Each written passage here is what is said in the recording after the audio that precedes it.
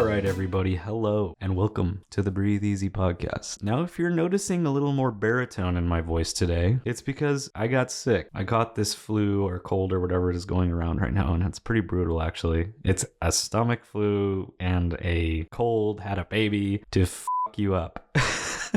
So I've been down and out. I went to the urgent care and stuff. I had to leave work a couple of times. My electrolytes went down, plummeted down to the ground, and I was almost passing out and stuff. Pretty crazy stuff. Sliced my finger too. It was a great weekend. Okay, let's just get past that though. I want to start a new segment on the Breathe Easy podcast, and I thought, what better day than today? It's just me. It's a solo episode. I want to start a new segment called Word of the Day. I'm a wordy person, as you can tell, probably why I started a podcast, because I can't stop talking. I like using big words. Ever since I was a child, back when I was just a wee lad back in the day. I hope that didn't offend any Scottish people listening to the podcast. But like back in the day when I was a kid, I was always getting stuck on a word, like a single word. I would just repeat it and use it all the time. Oh, the sniffles are killing me.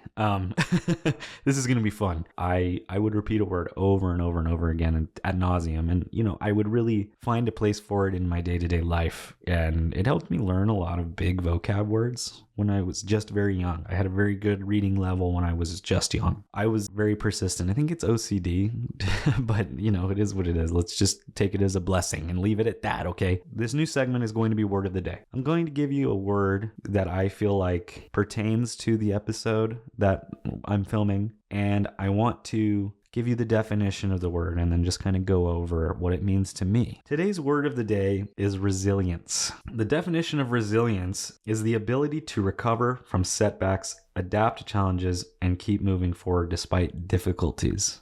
Just grasping that, today feels like a resilient day to me because all things aside, me being sick, me feeling down under, me feeling in a bad spot right now, I am going to make this episode and it is going to come out this Wednesday, no matter what. And I believe resilience plays a big role in everybody's life, not just those afflicted with chronic illnesses. It affects everybody day to day. It affects us all. I would say people with chronic illness may experience it a little more than others, but it's something we're all very familiar with, right? Hitting that alarm clock button every day, getting up, going to work, alarm clock. I guess we all use our phone now. Who the uses an alarm clock anymore? Am I right? Alarm clocks are kind of out. We've thrown them out, and thank God for that because they were not tactful at all on how they woke you up.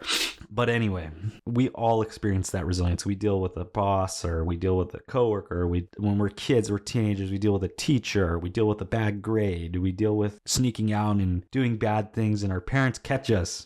Okay, let's not get into those. We're not encouraging behavior like that. But I know we all do participate in something like that. But when we get down in the dumps, it's important that we rise up and we fight. No matter the circumstance, human beings can adapt and overcome. There's so many examples of that, even so far on the guests that have come on the podcast. So let's cover the resilience in all of our guests so far. We have Rachel in the first episode. Her resilience is continuing to fight to find the info that she needed. She needed that answer and she wasn't getting it anywhere. But her continuous drive to fight and go forward and find her answer is resilience. Then we have Aaron, who despite having a double lung transplant and a liver transplant, has overcome so much. He's even walking to do charity for CF. If that isn't a slap in the face to the disease, to the illness, and showing it who's boss, I don't know what is. You're literally going to do a walk when your lungs have been removed from your body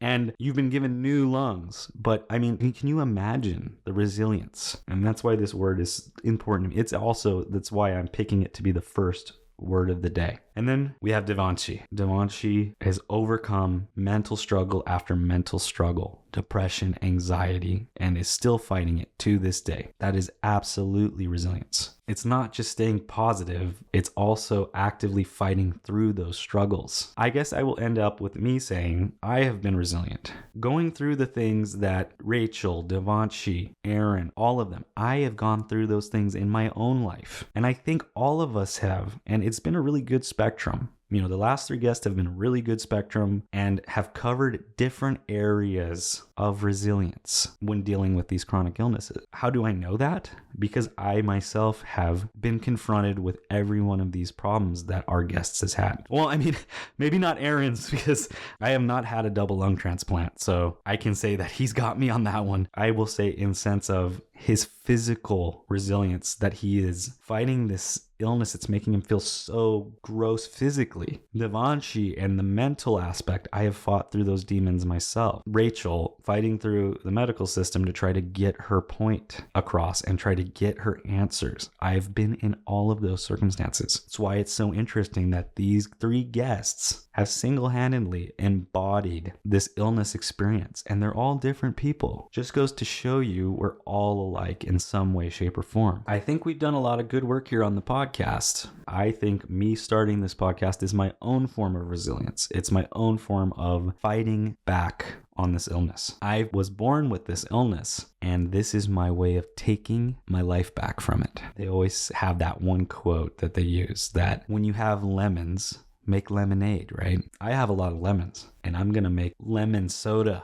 Okay, no, that's that's stupid. I have a lot of lemons, and I'm gonna make a goddamn lemon business. Okay, I'm gonna make the best lemonade and make the best lemonade stand. It's gonna be better than that Wetzel's Pretzels. It's gonna be better than Chick-fil-A. It's gonna be the best lemonade. And I'm sorry, I'm getting very passionate right now and using cuss words, but it's to get the point across. It's a little salt and pepper in the in the dull conversation. So anyway, this is my resilience. It's important that we all find that thing. We talked to Aaron about his running, his jogging, his walking for his CF is his resilience, his gardening, his exercising. Devanshi, very similarly, exercising, running, going out and hanging out with her friends, experiencing new places and things. Rachel has her keytar. She has her son, and she puts all of her love into that and focus into that, and it helps her fight. I have my podcast. I have my creative mediums. I have poetry. I have my synth collection, which is getting to be too large, actually. I don't really know if I need all of these things. Maybe I'll find a good use for them.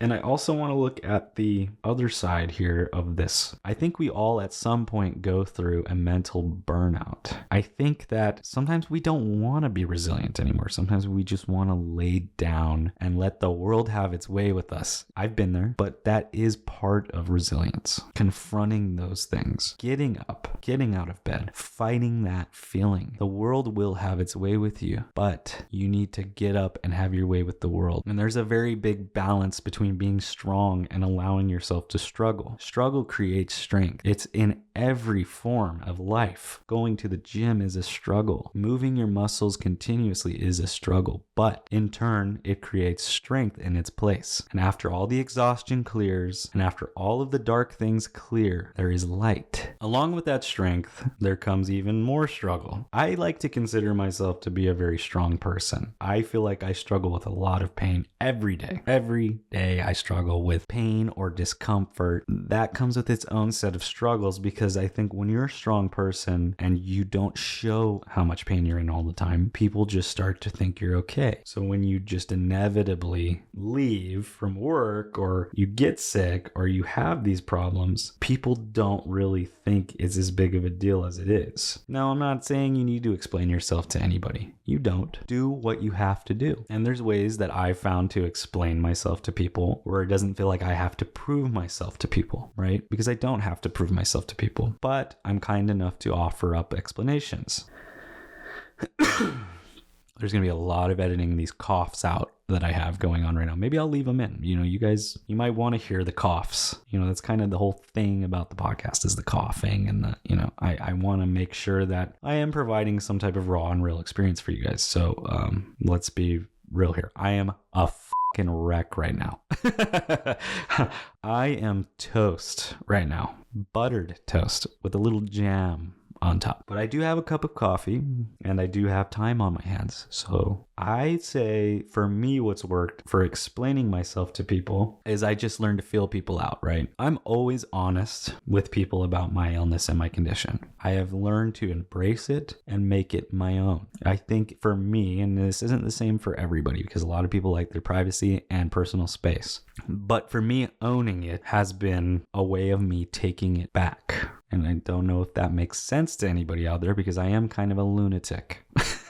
But I personally feel like it's me taking it back. I tell people straight up, this is what's wrong. The first time they ask me, they say, what's going on, man? Where you been? I straight up tell them, I have CF. It's this, it's this, it's this. And that's why. Either they go, well, what is that? And I'm more than happy to break it down, right? And some people just go, oh, so it's like a cold, or some people you say I have CF and they go, oh, what is that? Like you have diarrhea? You're like, it's a little more than diarrhea. They think everything's IBS, I guess. I don't know, but I tell it's more than diarrhea for everybody out there that maybe be hearing about CF for the first time. It's more than diarrhea, okay? It is diarrhea, but it's mostly actually a lung issue for the people that haven't studied up on it. And then there's the inverse, that there is people that have kind of studied up on it a little bit and they think it's just a lung thing, and it's like there's no in between, right? Anyway, that's how I've gotten through that. Okay, getting back to the resilience thing.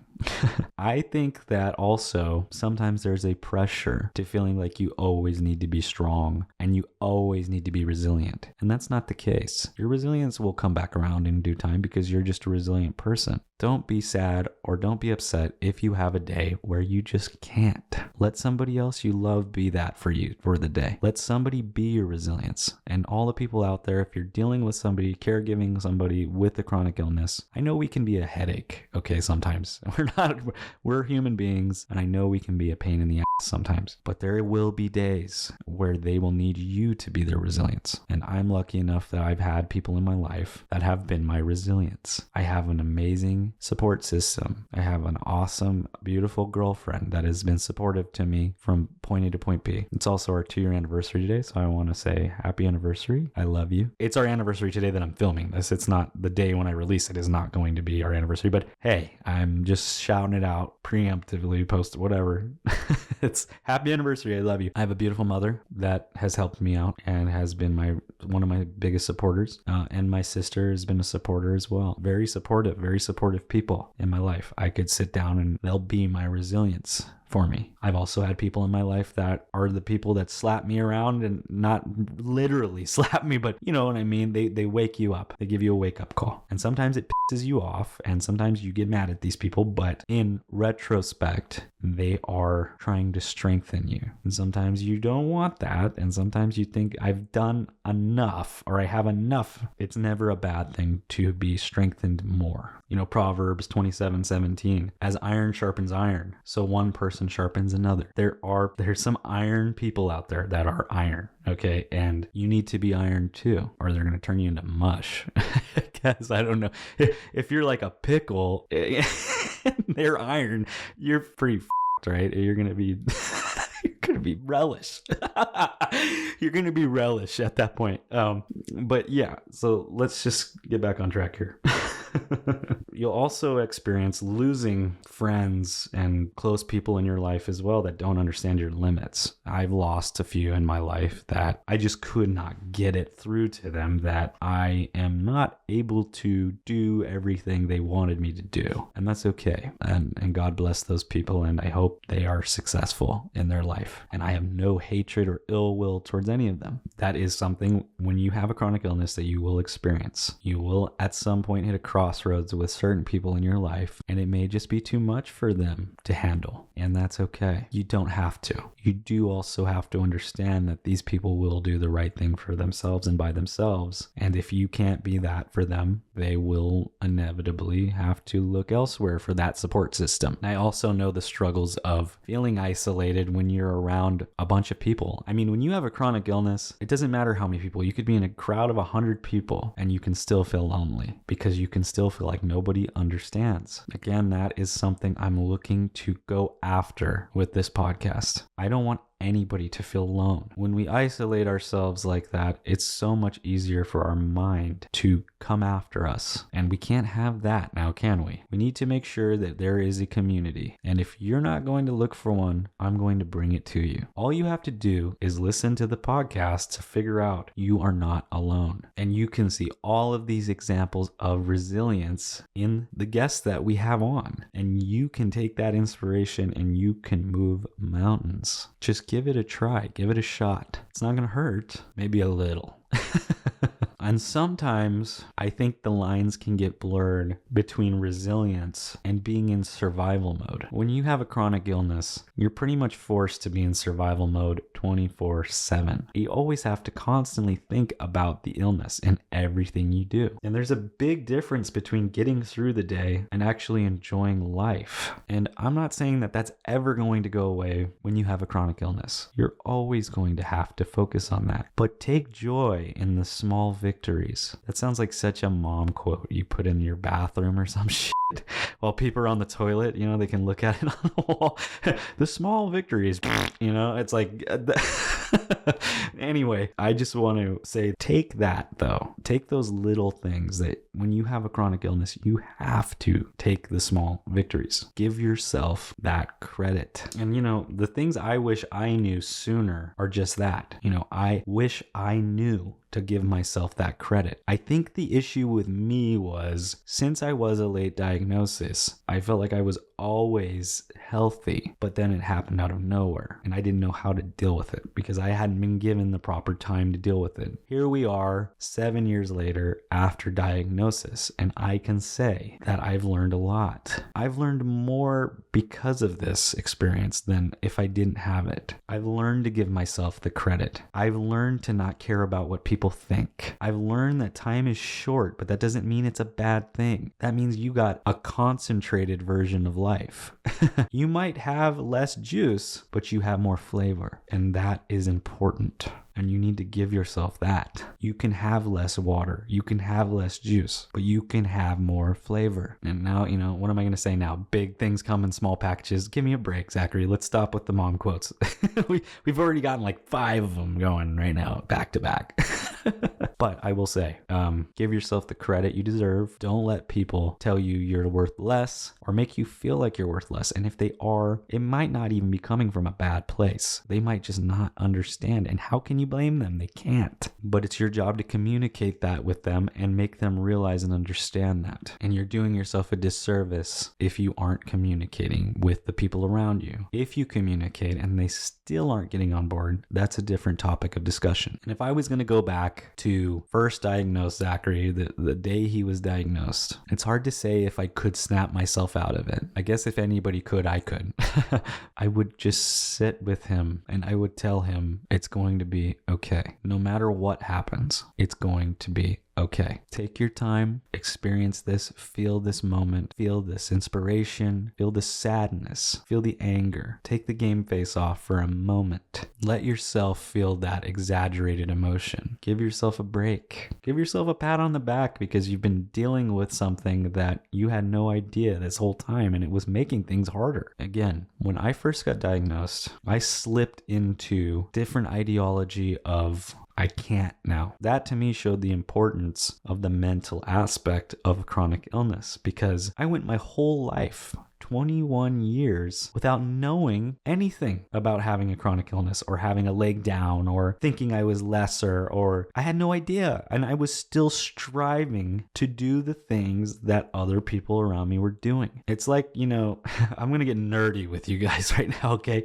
So bear with me, please, please. It's like on Krypton, where Superman came from. Superman came from a planet called Krypton, okay? Again, stop judging me. I'm kind of a nerd. But Superman came from Krypton, right? Why Superman is so strong on Earth is because on Krypton, the gravity, the air, everything is way more brutal than we have here on Earth. And it makes sense, right? If there was some planet out there that was livable and it was a struggle just to walk because the gravity is just so dense and keeping you down. The muscle mass and the strength you would have to build in order to even walk on that planet is crazy. It's the same thing with people going to the moon, right? We come from Earth and we go to the moon and you're floating. There's no gravity. There's nothing holding you back. So circling back around, getting back to Superman. Let's get back to Superman. So Superman is incredibly strong because of the adverse condition on his home planet and his home people had to go through, right? And genetics also built around that because they had to evolve to have stronger muscles to deal with the harsh environments, right? So even genetically, it altered them. So when Superman was shot to Earth, he just was a freak of nature. He could fly. He could lift anything. He could destroy everything with just nothing. And that to me is what life was like after finding out I had this illness, right? It was an eye-opener to me. I had been Supermaning myself. I had been doing all of these things that I probably wouldn't have even attempted to do. I guess we can call it a backwards Superman, right? Because instead of me coming down to earth and becoming stronger, I just was born weaker. Because I was sick. But this analogy is falling apart right now in front of me, in front of my very eyes. You kind of understand what I'm getting at. These struggles that we're going through on a day-to-day basis with these illnesses make us stronger. We are dealing with harder conditions. We have weights strapped to our feet and we are walking. We are running. We have Aaron over here running, doing marathons for CF, running a mile. Superman. This is Superman stuff. These people are superheroes. So to end this episode of me blabbing into the mic, because I didn't have a guest today, but I want to make sure you get your Breathe Easy fix. I want to use the time to say thank you to all of the guests that have come on so far. You have been amazing. You guys have all spread the word. Thank you, Rachel. Thank you, Aaron. And thank you, Devanshi. You guys are superheroes and continue doing the super things you're doing. And I also want to thank all the patrons and the people that have donated to the GoFundMe. You guys are keeping this thing alive and helping improve quality. And I want to tell you all there's Breathe Easy shirts if you want to check them out. There's also now Breathe Easy stickers. And by the time I get this up, I'm going to put out a Breathe Easy hat. So if you want to check out any of the merch, that money is going towards quality of the podcast. The better we can get this thing to sound, to be, the more people we can reach, the more lives we can touch, the more money we can earn to give into these charities. That's the idea of the podcast. Thank everybody just for the support, just for watching the podcast. I know it's kind of hard to trudge through a podcast, okay? And all of you guys have been incredible about doing so. I even find myself walking away and doing something and then coming back and listening. And then, that's kind of how we are now. I think we all have ADHD to the maximum now because of all of the scrolling feeds that we go through with they call it doom scrolling. The kids are calling it doom scrolling. I think we're too doom scrolly now.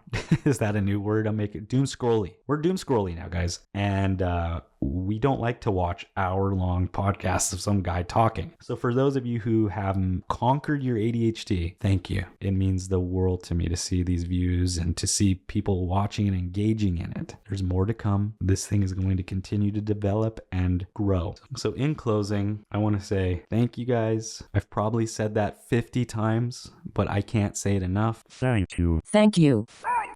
Be resilient and keep watching the Breathe Easy podcast. Every Wednesday, there's an episode. So catch up. If you haven't watched any yet, make sure you follow this timeline. It's becoming a lore, a Breathe Easy lore.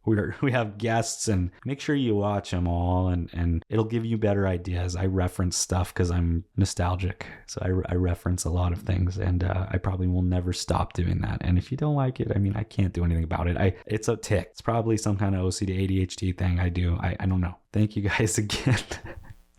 I'm trying to get on your nerves now, guys. I'm sorry. But thank you. Okay, let's stop. We're being raw and real here. God bless you guys. And be resilient. Breathe easy. Let's start something real here.